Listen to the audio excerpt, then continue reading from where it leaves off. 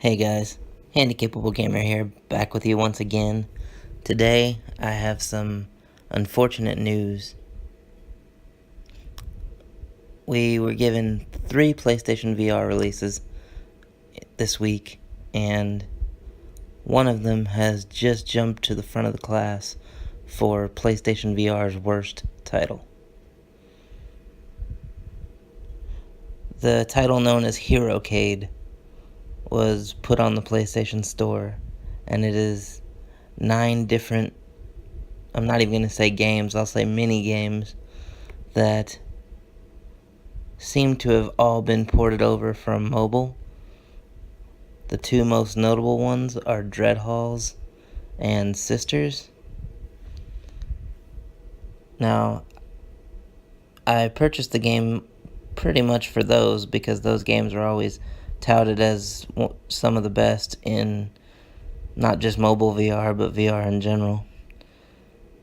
So I wanted to check them out for myself for the first time.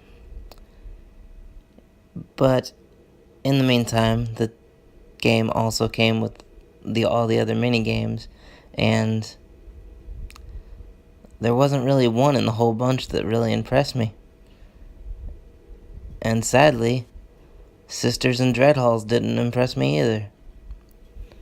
Dreadhalls felt like an outdated experience that was similar to Crystal Rift that we got in the early PlayStation VR lifecycle. And I wasn't really a fan of that game either, but I had heard that Dreadhalls was scarier, so I wanted to check it out. And I could see it being fun for maybe 15 minutes, but it wouldn't hold your attention past that. And the one that confused me most was Sisters. This is a game that was on mobile, and I believe it was free originally, so now PlayStation VR owners have to pay for it. Good one, Sony. But it won a bunch of awards, and the reason that confuses me is it was like a demo. I was done with the game in probably less than 5 minutes, and nothing even really happened. You read through a couple book pages, you see a couple creepy dolls on the floor, and then one of them shows up behind you, and then that's pretty much it. Sorry if that was a spoiler alert for a 5-minute game, but it wasn't worth it. And then we are given games like Z-Strike, which is a top-down view game where you're looking down at civilians being attacked by zombies, and you have to strategically use your missiles to take out the zombies. But since it's an overhead view, everything just looked like ants, so you end up killing civilians and misjudging where your missiles should go, and it's just not fun because the map is just a boring stationary color, and I wouldn't even really call it a map. I don't know what you'd call it, but it's a sorry excuse for a game. And the zombies don't make any realistic noises. You're not meant to really care about what you're doing. It's not immersive. I mean, I really don't even know how that one got past quality testing. Let's see, what else was there? Poly Runner, which is basically just an endless runner that's you're in a spaceship and you have to steer it. I didn't like this game as much as I thought I might, because I do enjoy endless runners. But we had another one come out today on PlayStation VR that was its own title, called Race the Sun, and that one I thought was much better, but I'll do a separate review on that. Next for this package of games, we had Road Rage 405, which is a game where you have to not crash into traffic like the name suggests, but you have to avoid the traffic by using head tracking and turning with your head.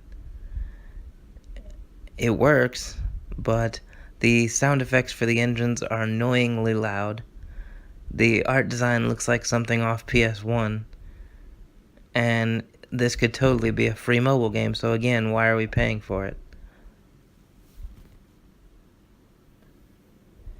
Now this next one is kind of comical. It's called Turkey Hunt Alpha.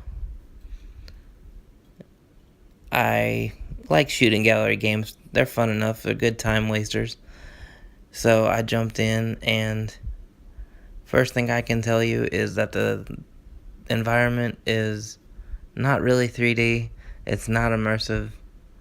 I mean, you are standing in it, but you're not forgetting that you're in your house, which is one of the keys to VR is immersion. And you're not even shooting moving turkeys. You're shooting cardboard cutouts that are slowly moving towards you. And the worst part of all, the sound effects. I don't know what sound design person or team they got on this game, but that is the most annoying turkey noise, if you can even call it a turkey noise, that I've ever heard.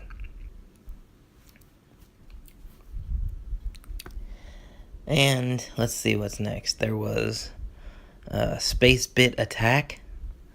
Now, I knew from the beginning that this was going to be cheesy, but I'm a fan of the old school Galaga games and Space Invaders and things like that. So I was actually kind of intrigued by this title until I started up the first level. For one, the enemies don't seem to fire back. I'd see occasionally one enemy like shoot a bullet here and there, but for the most part they just sit there while you shoot them. Your guns are severely delayed.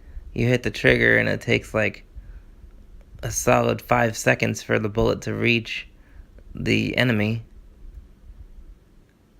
The music is decent, but the sound effects on the shooting kind of suck. And there's just no challenge because, like I said, the enemies don't fight back. And the graphics aren't compelling either. All the aliens look like they're pasted on stickers. So that was yet again another disappointment. There's probably a few games that I'm leaving out that I'm forgetting to mention at the time that I'm recording this, but it doesn't really matter because none of them were worth your time. And all I can say is please, please, please save your $15.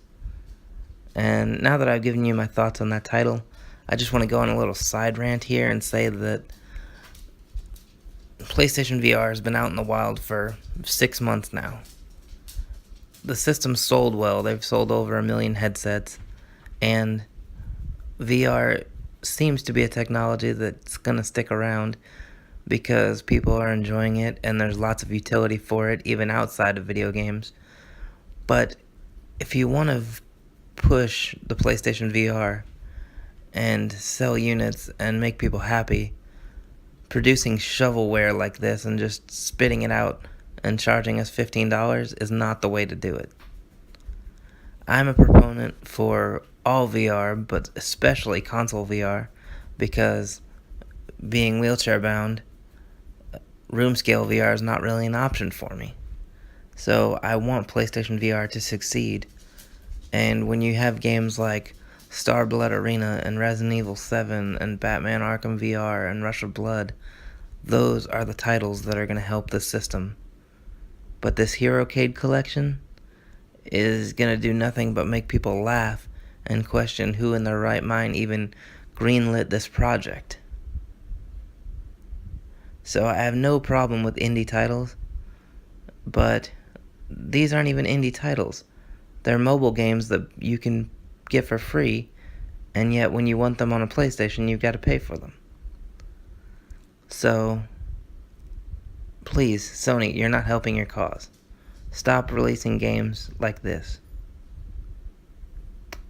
Anyway, guys, that's all I have for you today. Hopefully the next video will be a little more positive, but there was just nothing good I could say about this collection. So as far as Herocade goes, steer clear of it and save your money, because Star Trek Bridge Crew and Farpoint are coming out, and those look like amazing experiences that you're going to want to have. So just save your money. I want to thank everybody for stopping by the channel. Don't forget to like, subscribe, and share, and I will talk to you guys soon. Thanks.